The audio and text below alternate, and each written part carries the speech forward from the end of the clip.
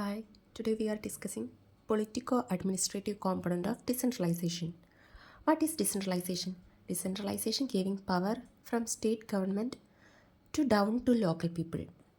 For example, instead of state government deciding everything, villages and cities make their own decisions through panchayats, municipalities. There are two parts of decentralization. Socio-economic component is first part and politico-administrative component is second part. Socio-economic component is discussed in previous class. It means giving people opportunities in job schemes, development, welfare. Politico-administrative component means giving power, authority and administrative control to local bodies. ഡിസെൻട്രലൈസേഷൻ്റെ രണ്ട് ഭാഗമാണ് socio economic കോമ്പണൻറ്റും politico administrative കോമ്പണൻറ്റും. Socio economic component നമ്മൾ മുമ്പത്തെ ക്ലാസ്സിൽ discuss ചെയ്തിട്ടുണ്ട്. അതിൽ പറഞ്ഞത് എന്തൊക്കെയാണ്? ജനങ്ങൾക്ക് opportunities, job schemes, development and welfare സ്കീംസൊക്കെ കൊടുക്കുക. ഈ വീഡിയോയിൽ പൊളിറ്റിക്കോ അഡ്മിനിസ്ട്രേറ്റീവ് കോമ്പണൻറ്റിനെ കുറിച്ച് പറയും. അതെന്താണ്? ലോക്കൽ ബോഡീസിന് പവർ, അതോറിറ്റി, അതേപോലെ അഡ്മിനിസ്ട്രേറ്റീവ് കൺട്രോൾ കൊടുക്കുന്നതാണ് politico administrative component. Development is meaning only when local people get decision making power. What is politico administrative component? എന്താണ് politico administrative component? It means giving real political and administrative power to panchayat and municipalities so they can plan and manage development by themselves. Political and administrative power പഞ്ചായത്തിന് കൊടുക്കുകയാണ്. അതാണ് ഈ politico administrative. ഈ power ആർക്ക് കൊടുക്കുകയാണ്? പഞ്ചായത്തിനും മുനിസിപ്പാലിറ്റീസിനും. ഇത് എന്തിനു വേണ്ടിയാണ് കൊടുക്കുന്നത്? അവർക്ക് സ്വന്തമായിട്ട് പ്ലാൻസ് മാനേജ് ചെയ്യാനും ആ മാനേജ് ചെയ്ത പ്ലാൻസ് ഡെവലപ്പ് ചെയ്യാനും ഒക്കെ വേണ്ടിയാണ്. ആദ്യകാലങ്ങളിൽ പഞ്ചായത്തിനും മുനിസിപ്പാലിറ്റീസും ഒന്നും പവർ ഉണ്ടായിരുന്നില്ല. അവർ എക്സിസ്റ്റ് ചെയ്തിട്ടുണ്ടായിരുന്നു എന്ന് മാത്രമേ പറയാൻ പറ്റുള്ളൂ. അവർക്ക് പവറില്ല.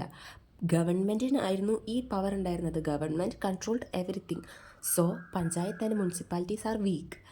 After the 73rd and 74th constitutional amendments, they got real powers to make decisions.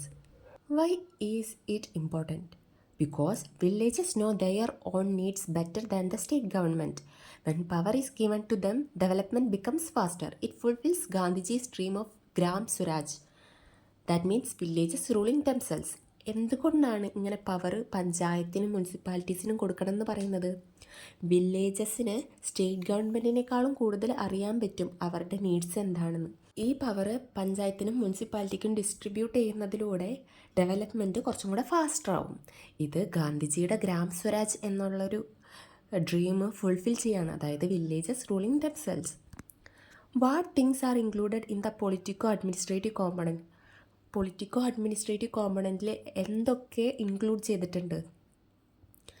It includes all the things needed to run a government at local level. Local ലെവലിൽ എന്തൊക്കെ ആവശ്യമാണ് ഒരു ഗവൺമെൻറ് റൺ ചെയ്യാൻ വേണ്ടിയിട്ട്, അതെല്ലാം ഇതിൽ കോമ്പണൻ്റാണ്. ലോക്കൽ ഇലക്ഷൻസ് എവറി 5 year, എല്ലാ 5 വർഷത്തിലും ലോക്കൽ ഇലക്ഷൻ നടത്തും. അതേപോലെ SC, ST, OBC, വുമൺ ഈ വീക്കർ സെക്ഷന് റിസർവേഷൻ കൊടുക്കുകയാണ്. പിന്നെ local bodies getting powers, money given to panchayats or municipalities, it decided by finance commission. Bureaucrats helping local bodies and accountability. Accountability includes audit report and other reports.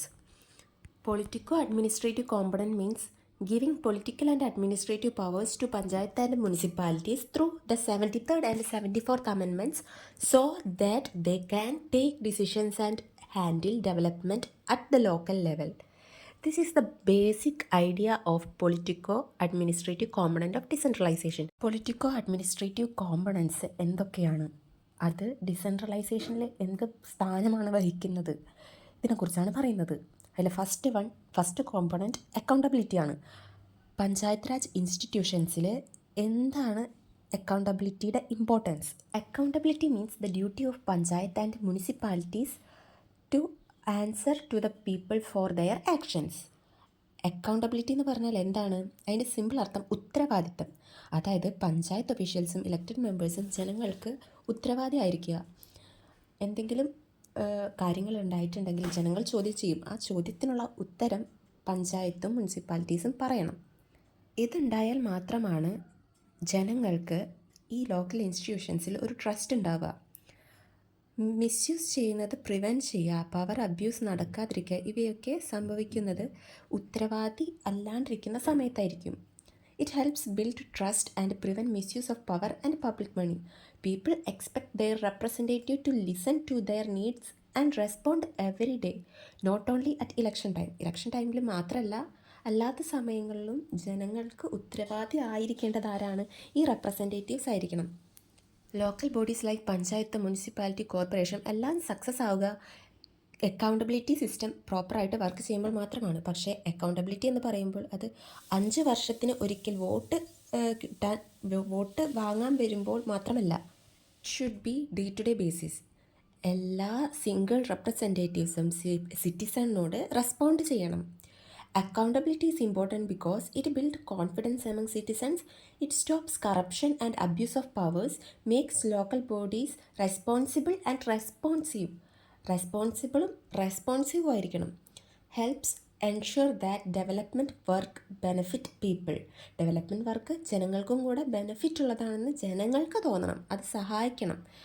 Kerala panchayat ആക്റ്റിൽ ഇത് clear ആയിട്ട് recognise ചെയ്തിട്ടുണ്ട്. Kerala panchayat act clearly supports accountability. അതായത് കേരളത്തിലെ ജനങ്ങൾക്ക് പഞ്ചായത്തിനെ ചോദ്യം ചെയ്യാൻ പറ്റും. ചോദ്യം ചോദിച്ച് അതിന് ആൻസർ വാങ്ങാനുള്ളൊരു അവകാശം ഉണ്ട്. പക്ഷേ റിയൽ ഇഷ്യൂ എന്ന് പറയുന്നത് എന്താ? People are opportunity fully use ചെയ്യുന്നില്ല. It gives citizens right to question panchayat decision. Panchayat എടുക്കുന്ന തീരുമാനങ്ങളൊക്കെ ചോദ്യം ചെയ്യാനുള്ള റൈറ്റ്സ് ആയിരിക്കേണ്ട സിറ്റിസൺ ഉണ്ട്.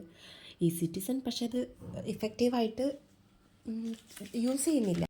To ensure accountability there are 2 types of audits. First one is financial audit, second one is social audit. Financial audit means checking how money is spent.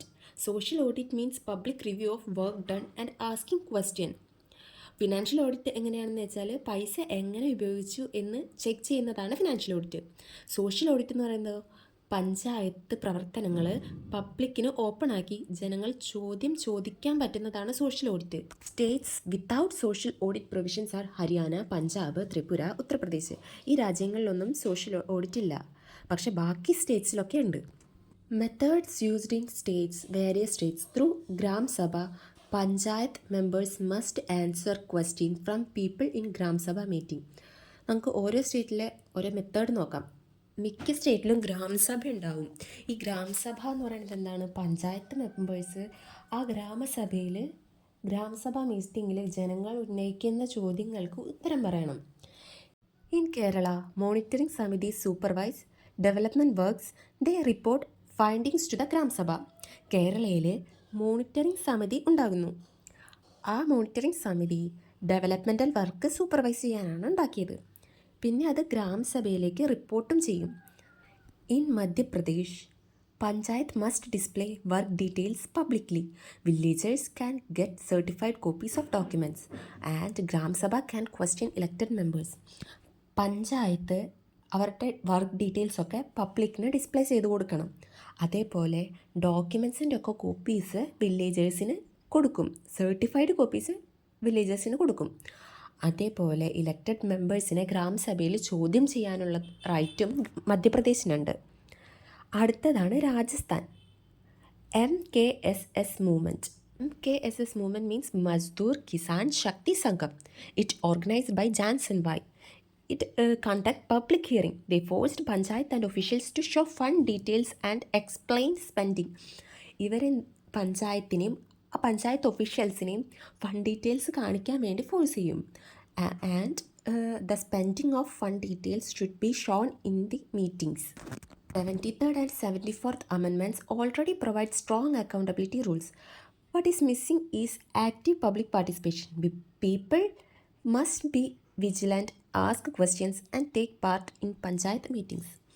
73rd and 74th constitutional amendment acts already അക്കൗണ്ടബിലിറ്റിക്ക് നല്ല space തന്ന കാര്യമാണ്.